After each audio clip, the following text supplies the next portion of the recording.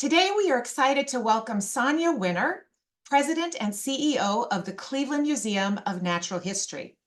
Sonia became the 10th director of the Cleveland Museum of Natural History in July 2018. For more than 100 years, the museum has inspired a passion for the science and nature in its visitors. It ranks among the top 10 natural history museums in the United States in terms of its endowment, the size of its collection, and in attendance. Through the museum's $150 million transformation project, Sonia has spearheaded a complete reimagining of the museum's campus and exhibits, creating an innovative model for natural history museums worldwide. Beyond the Natural History Museum, Sonia's background includes a first career in the legal industry, where she devoted many years to law career services, serving as a clinical law professor and working as an associate dean at Case Western Reserve University's law school. She also served as an associate dean for the Weatherhead School of Management before making a move, only temporarily, fortunately, to Columbia University in 2011, where she spent 5 years holding different positions in leadership for the university, culminating in her promotion to Vice President for University Development. Sonia's received many accolades, including being named a Crain's Cleveland Businesswoman of Note, Cleveland Magazine's 2023 Leader of the Year, and closest to my heart, she is a member of the Best Class Ever Leadership Cleveland Class of 2025. Sonia, it is my absolute delight to welcome you as the leader lunch break today. Take it away, Sonia. Well, thank you so much. I love this introduction, but I want to say first and foremost that the work that I do is a total team sport, and everything that I do wouldn't be worthy of even talking about if it weren't for the amazing staff, volunteers, and our amazing board here at the museum. So I just want to make sure that as we talk about all that we've been able to accomplish and share with the community, that it really is so important to all of us that we are this beloved community asset for the region. So I think we can just go on to the first slide.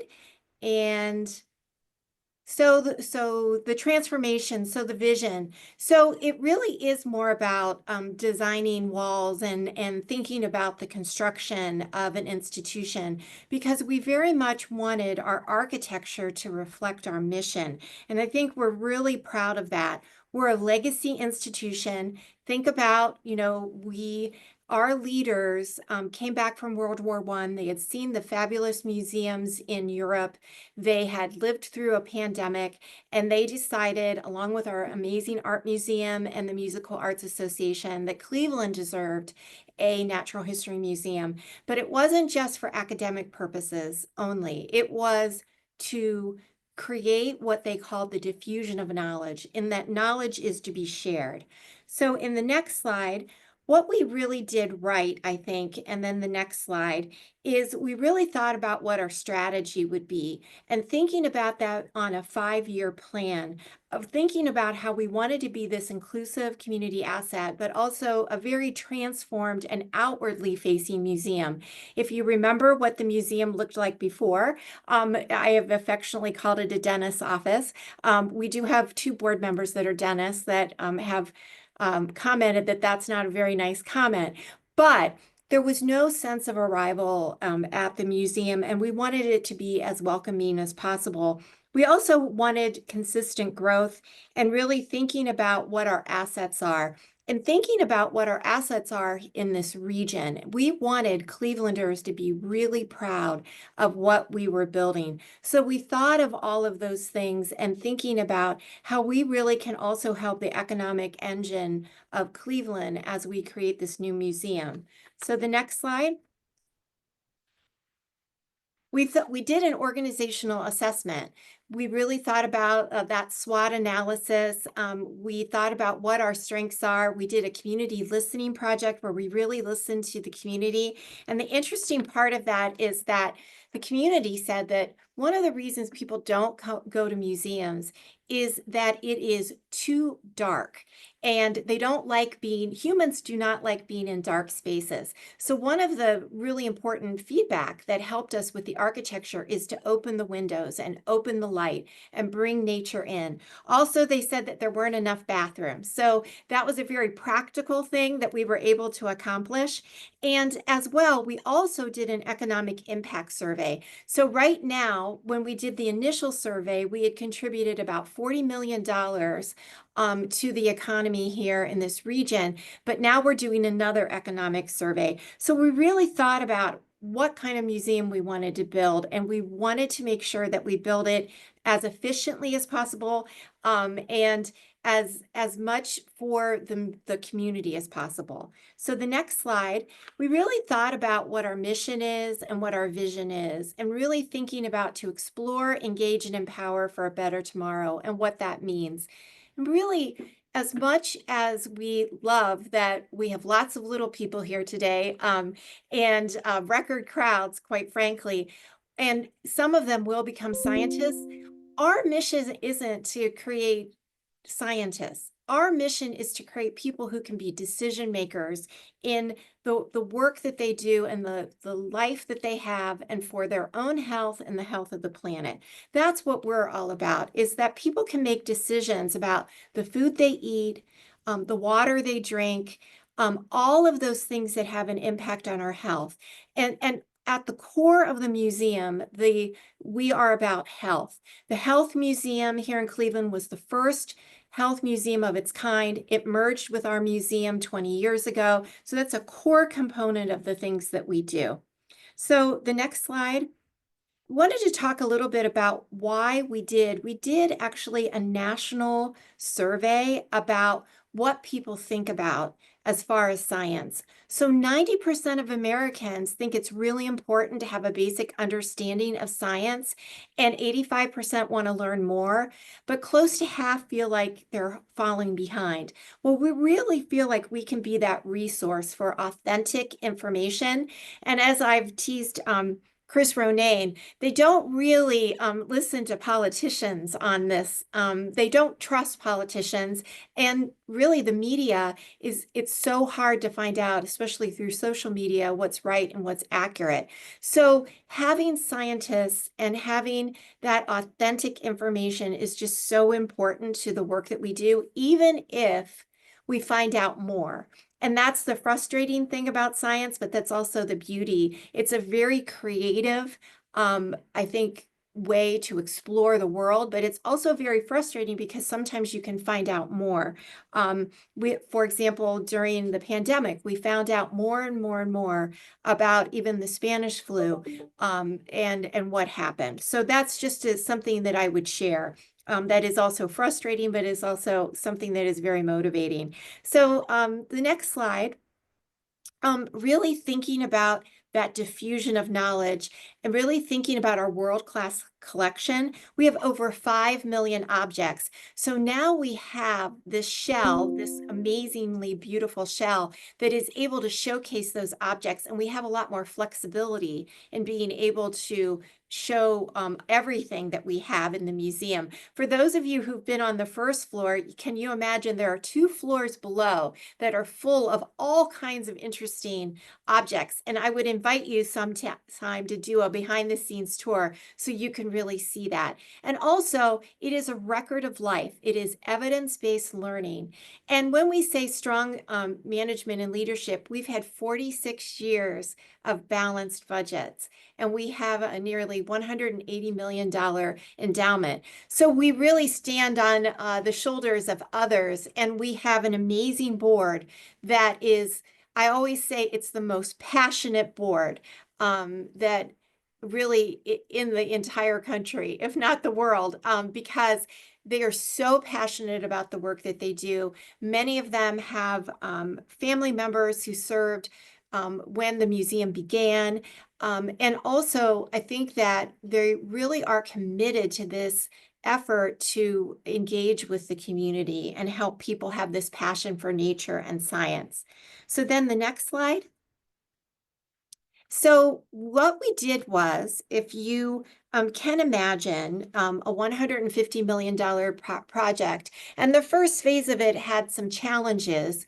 what we decided to do is what we called the gateway projects. So we had momentum. So everyone could see if you make an investment in the museum that we would continue to show our progress. So even during the pandemic, we just moved forward with construction. And in many ways, it was great because we could get the community on Zooms, we could get our entire staff on Zooms.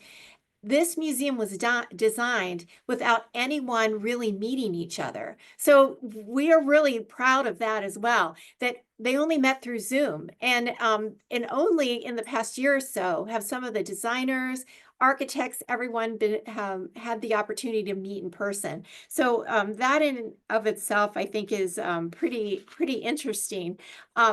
And so then we also added more, as you can see, the Wade Oval entrance, and we tried to celebrate everything that we do at every step of our timeline. So the next slide.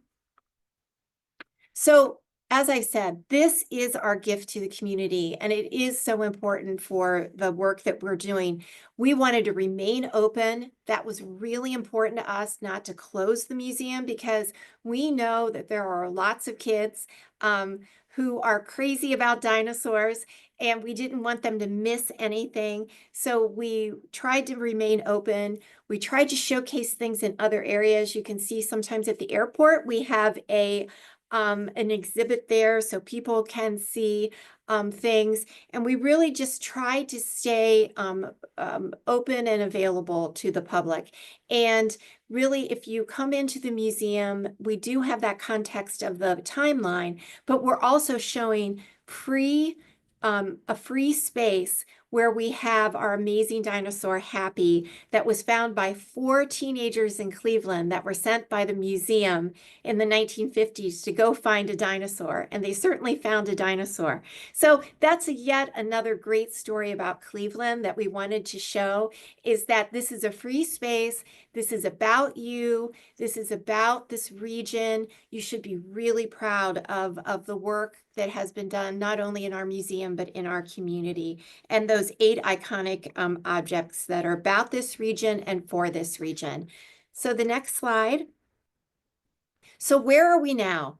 So we opened in December of 2024, and it was just great. We had the Today Show here. We had a lot, the governor was here. We had a lot of excitement around this.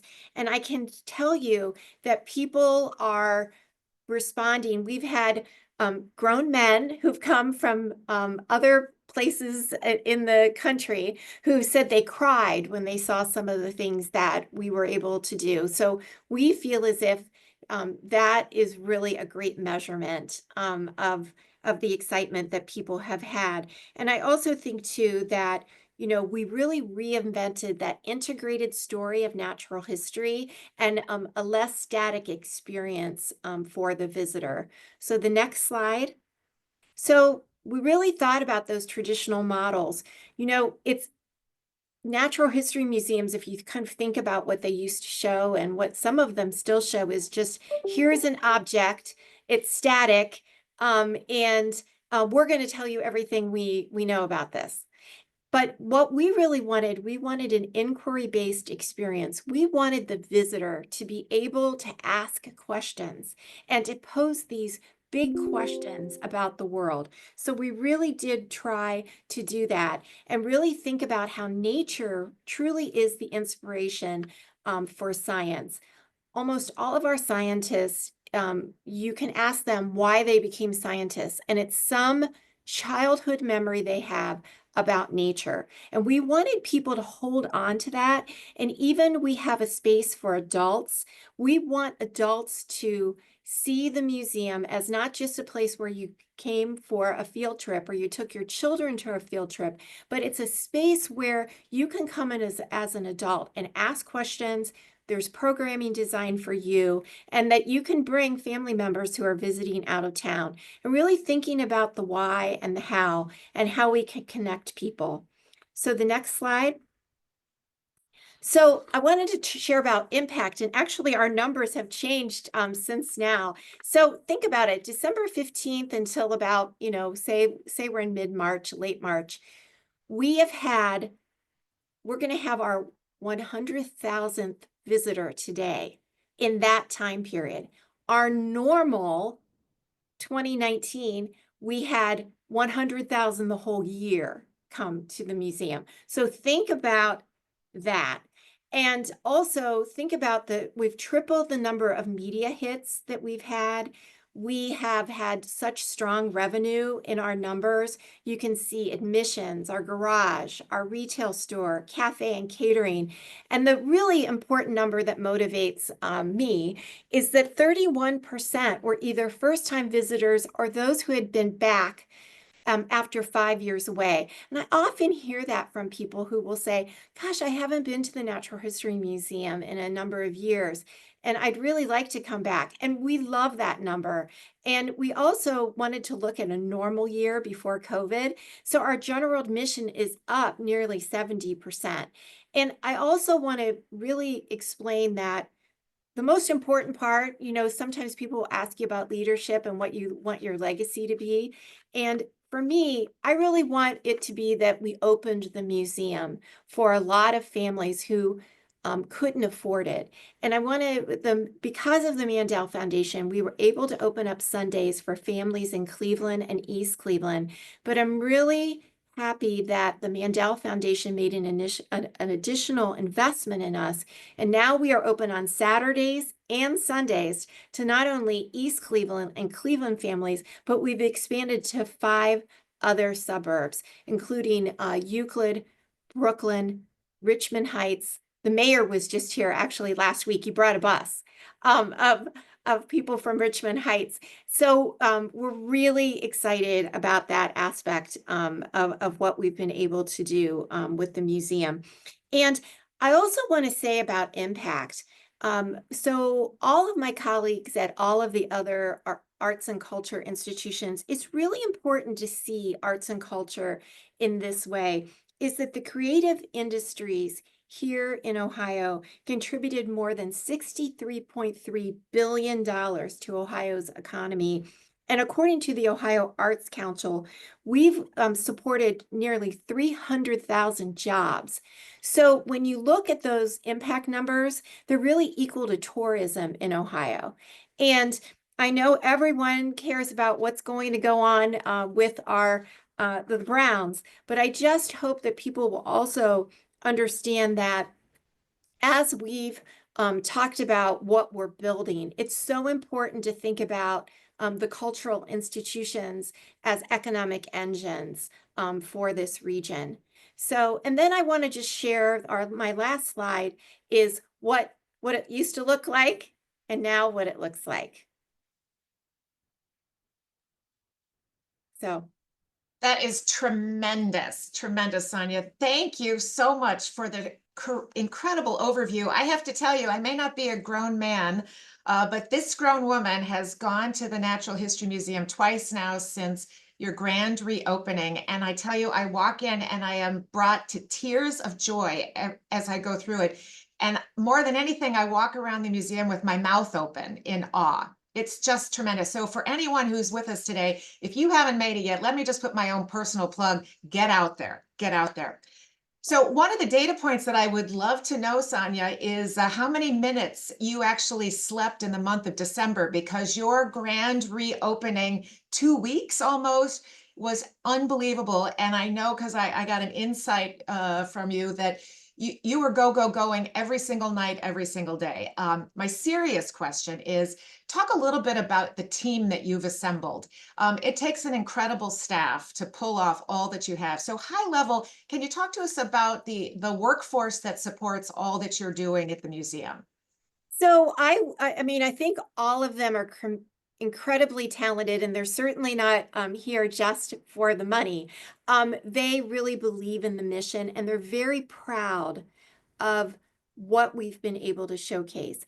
And I think that the most important thing that when we've been hiring people is that enthusiasm, and not necessarily, for example, education, and I say this coming out of higher ed, degrees are important. It's a credential, but also seeing that passion that people can bring and what they can showcase. So we, for example, have someone on our visitors services team who is a graphic writer. We were able to ask him to use his skill set to put together our visitor plan. So we're really looking for multi-dimensional people here at the museum who may not have a traditional background in science, but really have that passion. I mean, obviously there's expertise that we recruit for in certain areas, but we really want people who see this as a community asset. That's the most important thing, and that really have a passion for people and want to work in a place where we're really trying to convey very complicated information, but in a fun and interesting way. So I think that, you know, as you assemble talent, it's always important to kind of think about that. And I've been really lucky in my career that I have people, some of who I've worked with on and off for over 20 years. One of them, we make a joke that we've lasted a lot longer than some marriages because we've been able to hang together, and but also bringing in new talent. I think that you've got to have that mix as well and thinking about that. For sure. And I'm curious, so you talk about the critical importance of multi-talented, passionate people. There is no one who is more multi-talented and passionate than you. Can you talk a little bit about your transformation in your career? You started in law, you moved into the academic environment in law and then business, and then of course made the move, fortunately short term, to Columbia University and back. But give us a little bit of sense about your own personal transformation.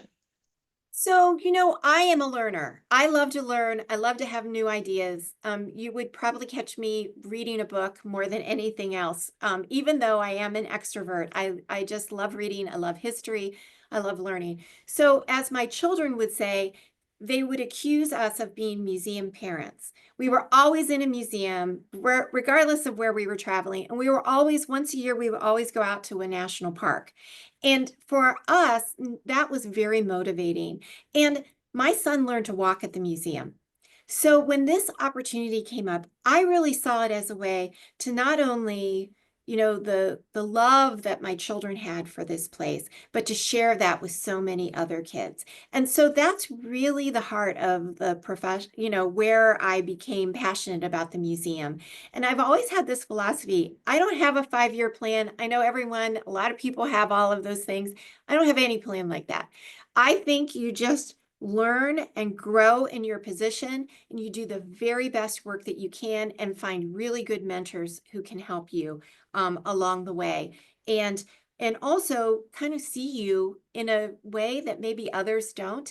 That's the other part of this, is that I think it is really important to grow and to take on hard challenges, because it's really the only way that you learn. So you have clearly had tremendous success in the development arena, but I have to assume that undertaking a $150 million campaign was a big deal. Can you talk a little bit about some of the lessons learned from this campaign in support of the museum? Maybe some things that worked really, really well and some things that sort of changed over time? So I think that one of the things that always happens during a campaign, or when an institution has gone through a number of challenges or transitions, is people aren't quite sure, right? If you're really gonna do it. And for me personally, it was really whether I was going to be able to do it. And I think that I was really tested in that way by a number of people in the community. And I think that what you have to do in those situations is build your group, build your team, and show success. And you know, listen, none of us had any idea what was going to go on during the pandemic. And it was like, you know, you just keep going. You just have to keep going. But at the end of the day, the work that we do, whether it's fundraising or anything else, it's all about relationships. And it's all about that. And I am not transactional. I got into development in a non-traditional way. One day, the dean of the law school asked me, do you want to be the development person? And I said, I've never done fundraising in my life. But he said, it's all about the people piece. And I've kept that really in mind, is that Don't think about the transactional part of it. All of that will come. It is about engaging people, finding out what they're passionate about, and listening to them in that passion. So one of our viewers today is very passionate and engaged and has become an active participant. There's a comment about being excited to bring the kids to the museum, but also noticing that there appears to be more adult and evening program, or at least there has been since the grand reopening. And the question is, are you planning on continuing that programming to help bring new and different folks into the museum? Yes, we are. And actually, during our grand opening, we had 1,100 people here for a disco night. So we will continue to do that. We did a Taylor Swift night. And listen, a lot of people go, oh, well, that's too light. But if it gets people engaged at the museum and excited, then that's a fun way to do something. And we're going to learn along the way. You know, this is our first year of opening. And people are very excited, and we're getting great feedback on those opportunities. And we want to create places where people can meet each other as well. I think that's so important right now, because all of us, we could go home and just put our pajamas and slippers on, but engaging and going out and talking to people and mingling is so important. So I know that you're authentic in your passion for the museum and for the people of Cleveland, but I'm curious, Sonia, what do you do as a leader to take care of yourself? How do you reinvest in your excitement and energy so that tomorrow and the day after that and the day after that, you're just as passionate as you are today? So a lot of people, a number of my friends already know that when I lived in New York City, I became addicted to Soul Cycle, which is spinning. I came here, all of my colleagues at Columbia actually got me a big gift certificate, and I used to go at 5:30 a.m. to harness cycle on the near west side. And I actually left my car on one morning, which is another great Cleveland story. It was still there. And I think I exercise to get it all out. So that's what I would say that I do. And also I walk in nature. So Yeah. We have that in common for sure. All right, my final question for you is, at the end of the day, you've got lots of data points, you've got lots of indications of incredible success already. But if we look ahead 5 years, what will be the hallmark for you in terms of what success looks like? I think that it is that people come here and they bring their friends here and their family here, and that kids don't just come for school trips, that it's somewhere that you come, even if you want to read the New York Times on a Sunday, you come and have fun here. I love it. Well, I look forward to coming back again and again and again because there's something new to find every time I get there. So, Sonia, on behalf of a very grateful Cleveland, state of Ohio, and far, far beyond, we're so thrilled. So, congratulations to you and your entire team for such an incredible transformation. And thank you for being today's Leader Lunch Break. Everybody, join me in a round of applause for Sonia, please. Thank you.